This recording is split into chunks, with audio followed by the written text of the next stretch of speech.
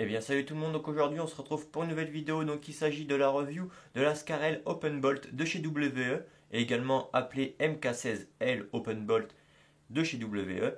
Donc on va commencer tout de suite par le packaging et après on verra les caractéristiques. Donc pour le packaging, on reçoit la réplique dans une boîte toute simple en carton avec juste le nom de la réplique, mais aucun autre détail sur la boîte.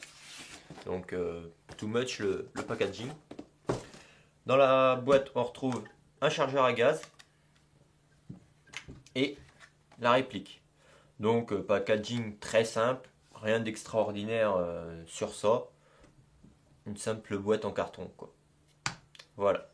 Donc on passe tout de suite aux caractéristiques de la réplique. Alors elle est composée de deux matériaux principalement, l'ABS et le métal. Donc la crosse et tout ce qui est partie basse du corps, ça va être en ABS, et la partie haute en métal. Pour un poids total de 3,85 kg. Donc c'est assez bien, le poids est très bien équilibré également. La longueur de la réplique du cache-flamme à crosse repliée, elle est de 519 mm. Avec la crosse mise et dépliée au maximum, elle va jusqu'à 767 mm. Donc la crosse, comme on a vu, plusieurs positions est faisable en appuyant sur le petit bouton noir juste ici, et elle est également repliable, et on a également un appui-joue qui est possible de remonter. On a un patin en caoutchouc qui permet d'éviter que la réplique elle glisse au niveau de l'épaule. Ensuite, on a différents attaches-sangles sur la réplique, donc à gauche et à droite. Donc à gauche de la réplique, on en a deux, et à droite, on en a un juste en haut. Donc voilà pour la crosse. Ensuite, on a le sélecteur de tir, donc sécurité, semi et auto, à gauche et à droite, donc pour les gauchers droitiers. Et on a également l'éjecteur de chargeur des deux côtés, à gauche comme à droite. Voilà pour le sélecteur de tir. Ensuite, on a le système d'armement qui peut être également à gauche ou à droite. Ça, il suffit de le démonter et de le mettre comme vous voulez, suivant si vous êtes gaucher ou droitier, donc une réplique qui est totalement ambidextre.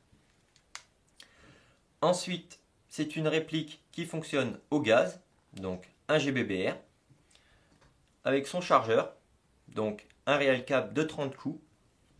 Il suffit de mettre les billes par en haut et le gaz juste en dessous du chargeur.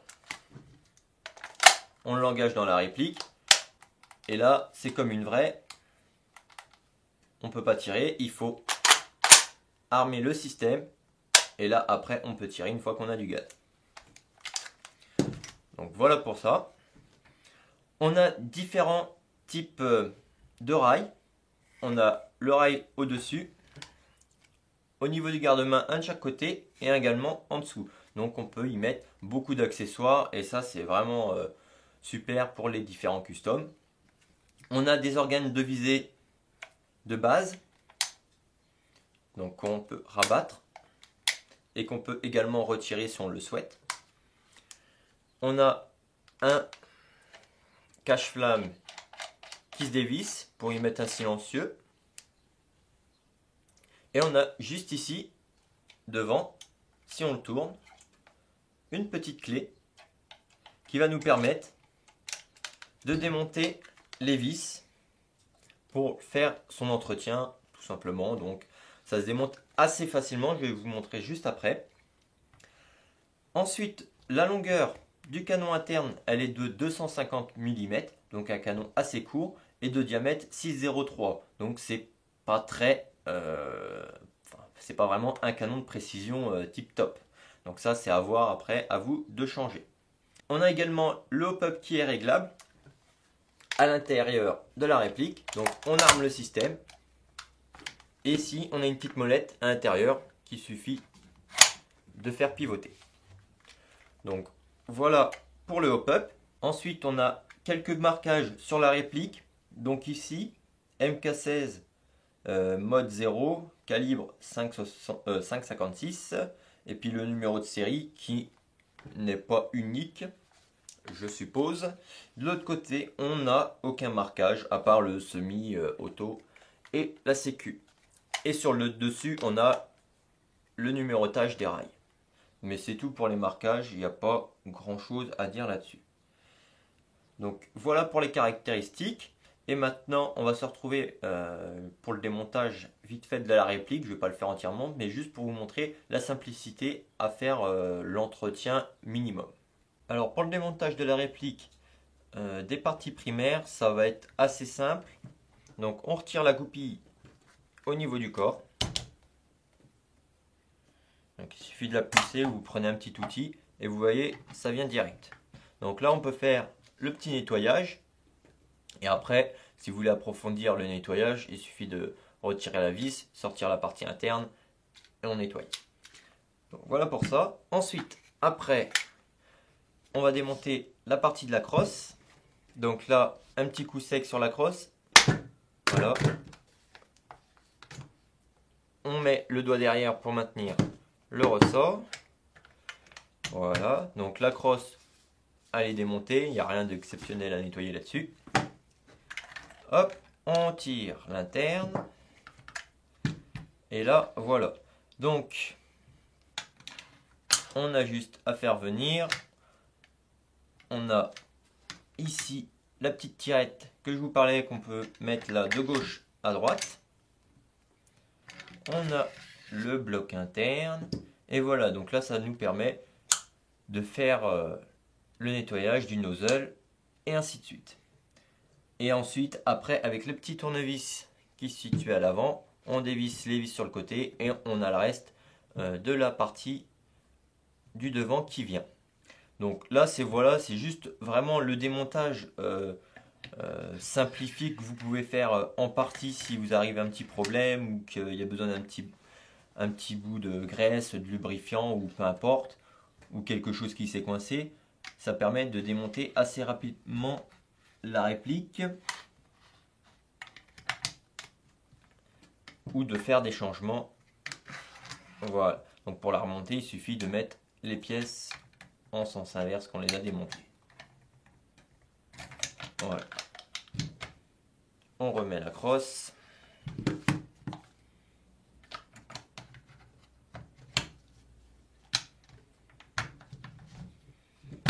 Voilà. Et ensuite le corps.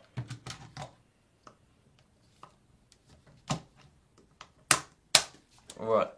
Donc là, c'est vraiment un petit démontage vite fait qui permet d'entretenir la réplique sommairement, on va dire, mais voilà. Parce que c'est une réplique à gaz, donc il faut beaucoup d'entretien. Hein. Là, vous faites ça une fois pour chaque partie, mais n'oubliez pas surtout d'entretenir votre réplique entièrement. Donc voilà, maintenant on va passer au test de tir et au passage au chrony de la réplique. Alors passage au chrony en 0,20 grammes.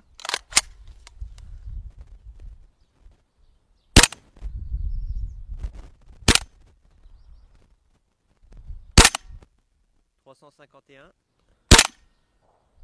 331, 343, 342, 336. » Donc là il fait un peu frais dehors, on doit être à 10 degrés. Au gaz, donc environ 340 fp. Donc on va faire le test de tir sur une cible qui est à peu près à 15 mètres en semi et ensuite en auto.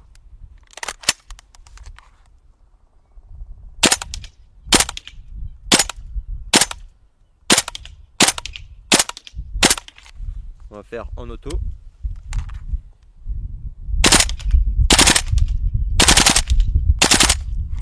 On retourne en semi.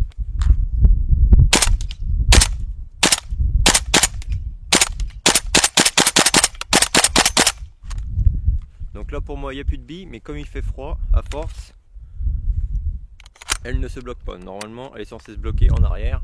Et après, chargeur plein, on réarme. Donc voilà, là on va aller voir la cible et voir le résultat, mais je pense que c'est pas trop ça. Donc pour la cible, on voit que il y a quelques tirs qui ont été quand même dans la cible, mais pas vraiment bien centré. Bon, après les réglages de la réplique ne sont peut-être pas vraiment top. Il y a un peu de vent, donc c'est parti un peu à droite à gauche. Et puis à fur et à mesure des coups, les billes diminuaient. Je tirais souvent dans le bloc en dessous. Donc c'est le problématique du gaz, c'est que à force, quand il fait froid, la puissance, la capacité de tir est diminuée. Bon, après voilà, ça reste une bonne réplique pour ceux qui aiment bien le côté réalisme, mais voilà, je pense pas que c'est les meilleures répliques qui soient pour toute une journée jouer à gaz, où c'est vraiment très peu de coups tirés et de courte distance. Vous ne pourrez pas tirer sur des distances de 50 mètres par exemple avec.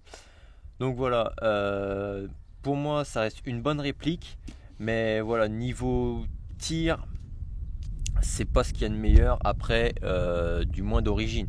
Faut voir ensuite avec de l'upgrade, mais bon, ça reste quand même une réplique à gaz, donc il y a quand même beaucoup de limites avec le gaz. Donc voilà, j'espère que cette vidéo vous aura plu. Moi je vous dis à la prochaine. Ciao tout le monde.